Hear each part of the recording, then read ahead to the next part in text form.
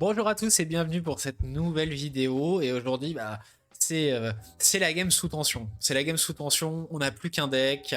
Si on perd le challenge. Ce premier challenge Nuzlocke sur le 7-2. Donc c'est beaucoup de pression. Heureusement, on part avec un deck qui est plus ou moins solide quand même, puisque c'est un Afanas Nilam. Donc je vous montre la decklist.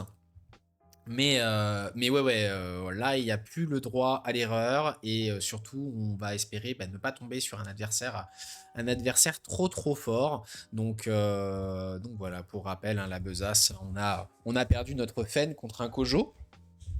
Et on a perdu également notre Oracle, notre starter deck, encore une fois contre un Kojo. Donc pas facile. Mais bon, on va voir si on arrive à se sortir un petit peu de ces spirales négatives de défaites d'affilée pour un peu survivre dans ce Nuzlocke Challenge, quoi. Donc on est parti. On est parti avec notre Afanas. Et là, on va tomber encore sur un élite. 1500 points, donc c'est un petit peu moins haut. Mais bon, décidément, il y a que les gens qui jouent en élite actuellement. Et on tombe contre un Afanas, enfin contre un Sigismar. Et ouais, je suis un peu triste. Je suis un peu triste. En plus, on prend double portail. Euh, la game va être compliquée. On n'a pas de Nilam. Ouais, c'est pas évident. Ok, Baba Yaga. Donc c'est ok. Parce qu'on va pouvoir piocher. Bon là on lui donne en jouant cette petite larve. On lui donne potentiellement l'information de ce qu'on joue, mais c'est pas grave.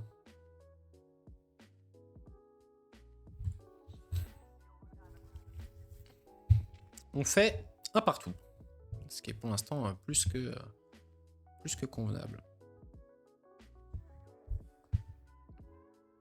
Ok, super. On chope notre premier Nilam. Je pense que cette Baba Yaga s'en va.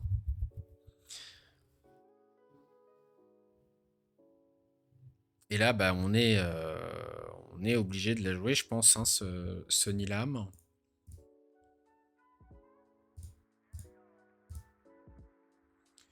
Et on va évidemment aller se positionner ici pour forcer notre adversaire à jouer 2 cartes pour nous mettre de 0.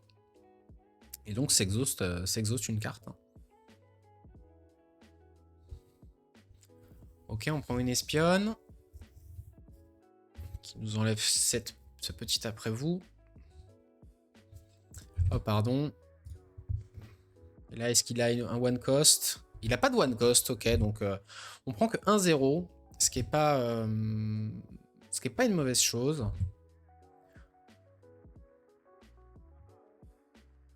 Ok, là c'est parfait.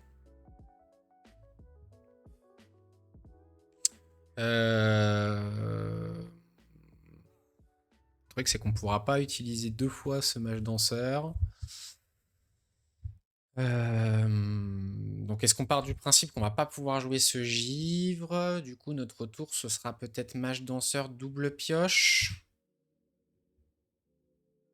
Je pense que cet entraînement magique s'en va.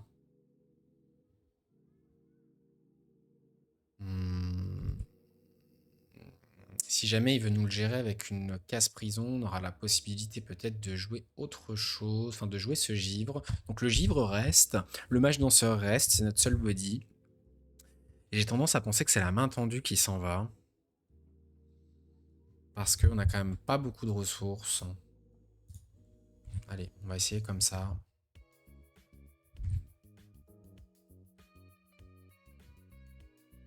Ok, donc là il met 3 de stats tout de suite. Est-ce que là c'est pas juste un givre sur le Baba Yaga? Et après on a encore 4 de stats et on peut se permettre d'aller piocher. Mais non, je pense que c'est quand même ce mage danseur.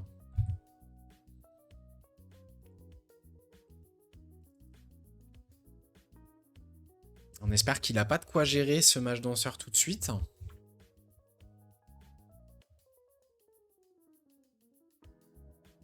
Ok, le marchand de sable qui va venir endormir notre mage danseur, très bien. Bah écoute, alors qu'est-ce qu'on fait ici?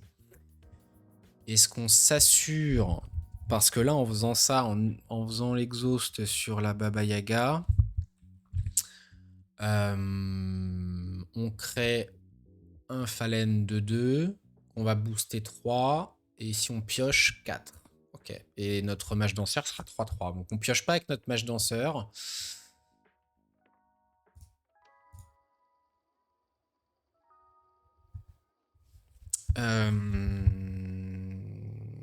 On invoque un phalène.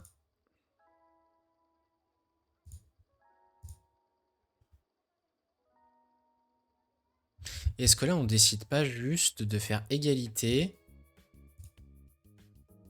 et de piocher à nouveau avec ce mage danseur? Je pense que c'est pas mal en vrai. Plus la game dure et plus c'est à notre avantage.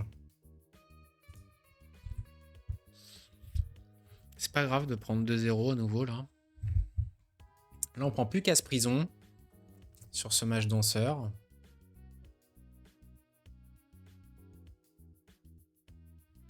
Ok, c'est intéressant. Bon, a priori la main tendue on n'a pas besoin d'autant. Et donc là on va avoir envie de gérer ce marchand.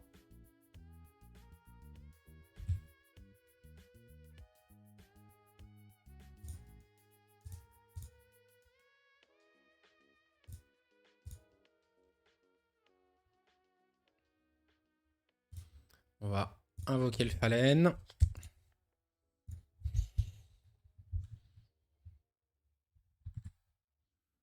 Là, on voit ce qu'il fait.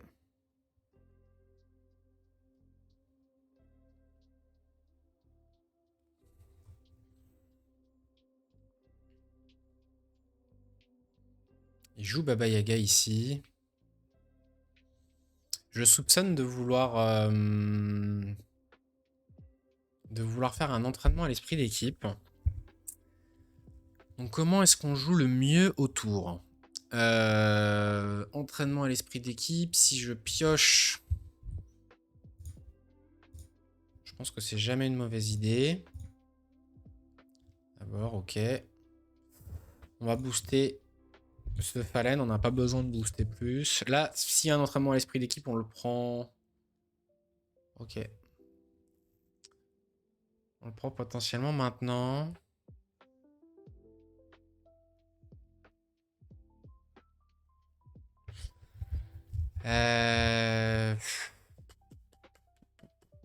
C'est compliqué. C'est compliqué. Est-ce que là, on gérerait pas juste cette... Bah non, la legate, elle va rester.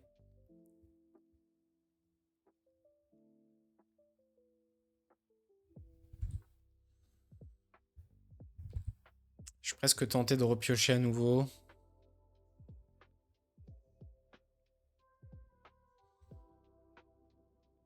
Parce qu'on fait 2-0. On fait 2-0 sur un entraînement à l'esprit d'équipe.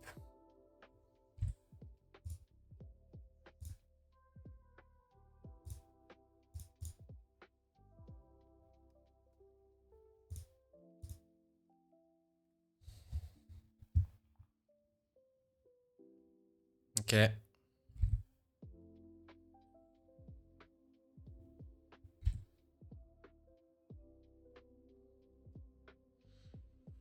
Après, on peut... Non, ça me paraît très cher quand même de faire ça. On va... On va faire cette main tendue. Bon, on va se la faire saboter, mais c'est pas grave. On fait 2-0. Ici, on rattrape notre retard. Et on a quand même généré beaucoup de CA. On va en régénérer encore avec ce mage danseur. Donc c'est pas si mal. C'est pas si mal. On va pouvoir bloquer ces solutions. Voilà, a priori, il va nous enlever le mage danseur. Nous, on va enlever une pioche. On n'a pas besoin d'en avoir deux. Ok, ça c'est très cool. Ce zouk est quand même important, mais ce sommeil qui est aussi très important. Je pense que c'est la Baba Yaga qui s'en va ici. Parce que un de stats en moins sur la montagne qui est clé ici. J'ai pas besoin de piocher. Voir ce que notre adversaire fait. Ok. Bon, évidemment, il joue ce marchand de sable. Donc nous, on a encore 19 cartes dans le paquet. On va, premier move, forcément, punir cette legate. On va invoquer un Ilam. Bon, on va quand même se mettre dans une position où on peut avancer.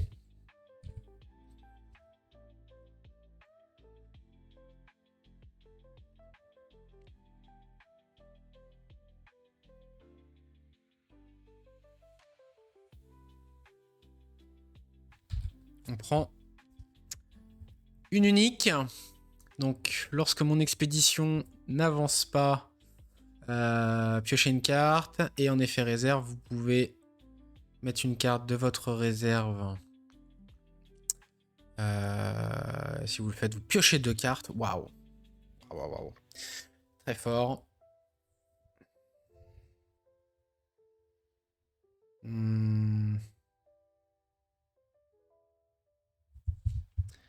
Est-ce que c'est pas le moment? Il reste 2 mana. 2 mana. Est-ce que on fait pas juste l'alchimiste et on voit? Ou alors on fait 1-0 en faisant double zoo.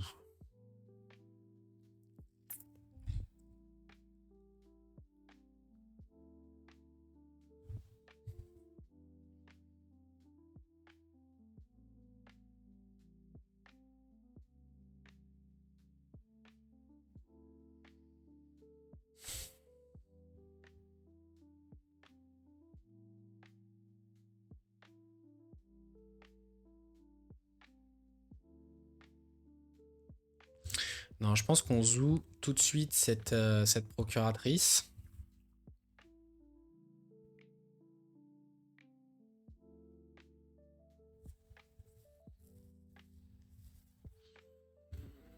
On pioche.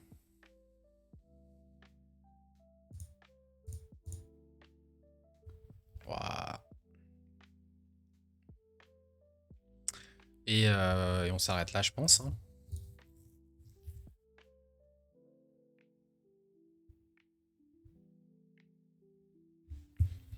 On s'arrête là. On va enlever ce zoo parce qu'il va pas nous servir vu que notre première action ça va être de jouer le givre.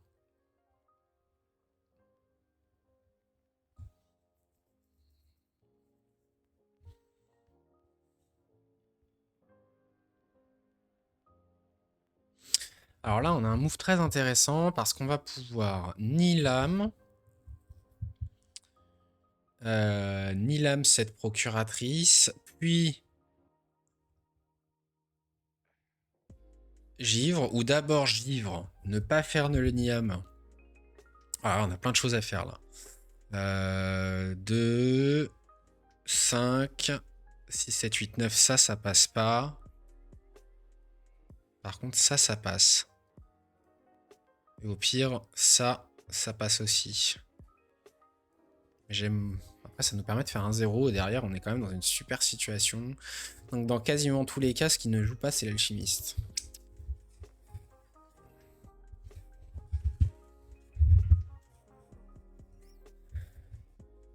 Et la question, c'est où est-ce qu'on doit jouer?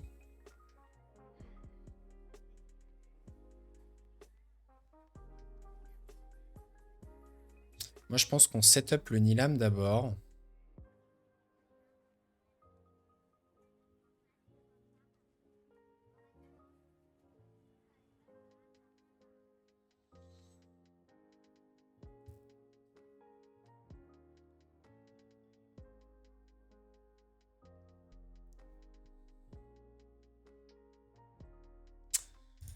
Non.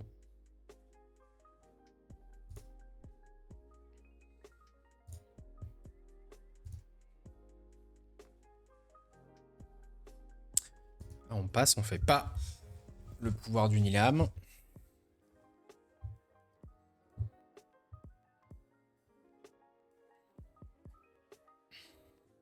là il le joue tout de suite, c'était évident.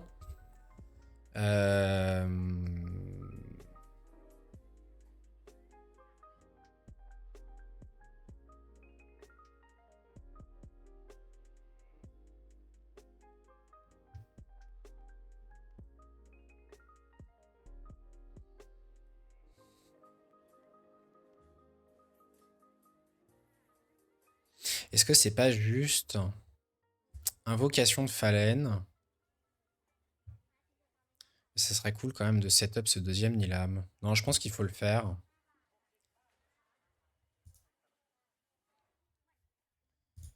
Hop. Et du coup là, on peut potentiellement se permettre de le faire un peu des deux côtés, je pense.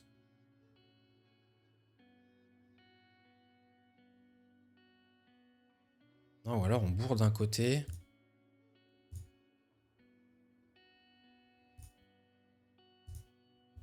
C'est potentiellement là le meilleur.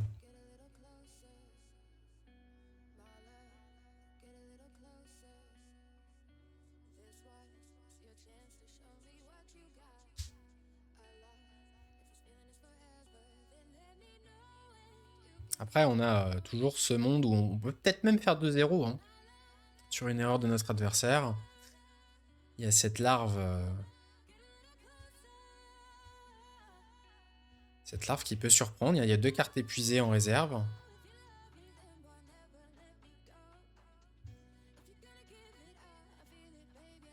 Ok, une hypothermie.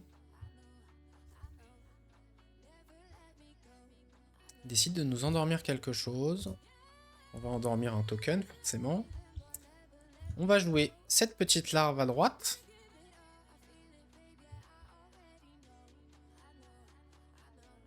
Et après, on va voir ce qu'on fait. Ok, on prend un marchand de sable.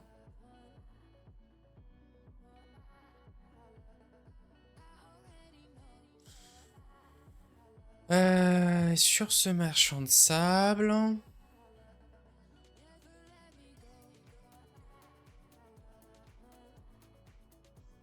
Est-ce qu'on n'est pas juste content d'endormir cette larve?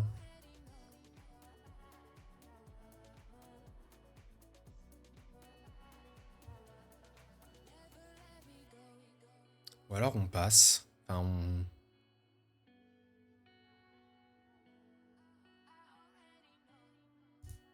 Je pense qu'on décide de prendre le spot ici. On lui endort. Après ce marchand de sable qui va être épuisé. Non, c'est peut-être plutôt...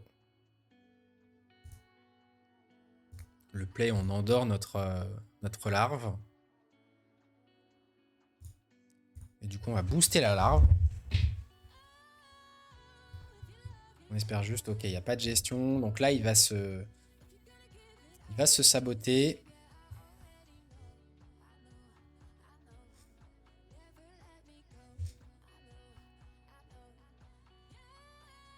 Il sabote son hypothermie. Ça paraît logique en vrai. Alors là, on a beaucoup de stats à mettre. Et on a ces 2 Nilam qui sont setup maintenant, donc on est quand même dans une belle position.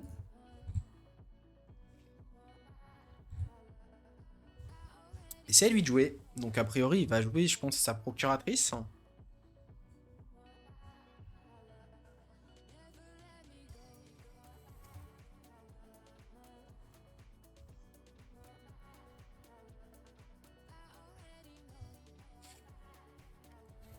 Ok, donc là,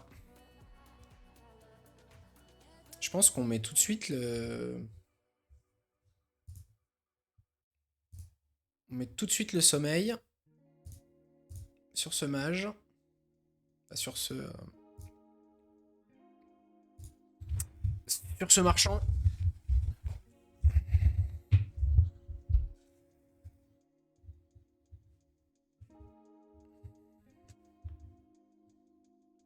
Ok.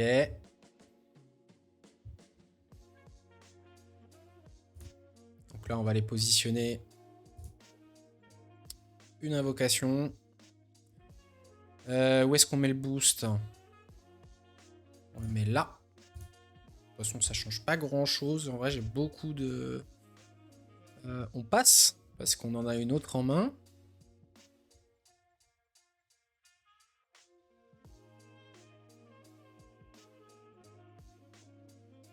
Et là, on va prendre le marchand. Mais ça ne suffira pas.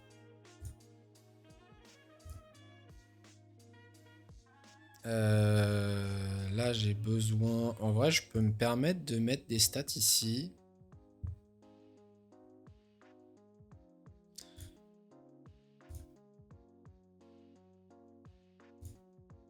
Et let's go! Let's go, on prend cette game. On prend cette game, trop bien. Et du coup, nous passons officiellement argent. Après avoir battu un élite, il a dû perdre tellement de points, le pauvre. Il doit pas être content de nous croiser. Eh ben, franchement, trop cool. Trop cool. Du coup, on récupère... Vous savez quoi? On récupère un Sigismar. Ça, c'est ça qui est trop bien avec ce newslock, c'est que bah là, on a fait un peu enfin, on a créé un peu la surprise en battant un Sigismar avec notre Afanas. Et on se retrouve maintenant avec deux des decks les plus forts de la méta. Alors pas le Afanas ni là, mais évidemment, parce que c'est un archétype qui est moins fort. Par contre, ce Sigismar qu'on est très content de récupérer. Alors, c'est drôle parce que les viewers de mon stream m'ont déjà entendu dire si vous me voyez un jour jouer enfin Sigismar, vraiment vous m'engueulez, enfin, tout ce que vous voulez, quoi. Mais je vais bien être obligé de le jouer, Sigismar. Et ok, du coup, alors a priori c'est quelqu'un qui s'entraîne pour les tumultes. Il joue une version avec 2 Anubis, 3 Troupières, 2 Jack Frost, 2 Cador 10, 3 Rois Grenouilles, 3 Legate, 3 Marchands de Sable. Il joue un Don de Soi, 3 Gardiennes, 3 Espionnes, 2 Procuratrices communes. Wow. Une Baba. Bon, je suis pas du tout fan de sa version. Mais c'est pas grave, c'est tout le sel aussi de ce challenge, hein, c'est de jouer avec des versions avec lesquelles on n'est pas forcément aligné et du coup c'est marrant. C'est marrant, c'est marrant. Donc voilà, bah, j'espère que cette vidéo vous a plu. Franchement, il y avait du suspense jusqu'au bout, hein. On a subi pas mal de pression par ce Sigismar, mais finalement, ce double Nilam qui nous a mis extrêmement bien. Et à la fin, on a tout déroulé, on gagnait sur petits pas, bref. Donc let's go, prochaine vidéo. Donc avec ce Sigismar avec des Anubis. Et voilà, je vous dis à très vite pour la prochaine vidéo. Allez, à la prochaine, salut!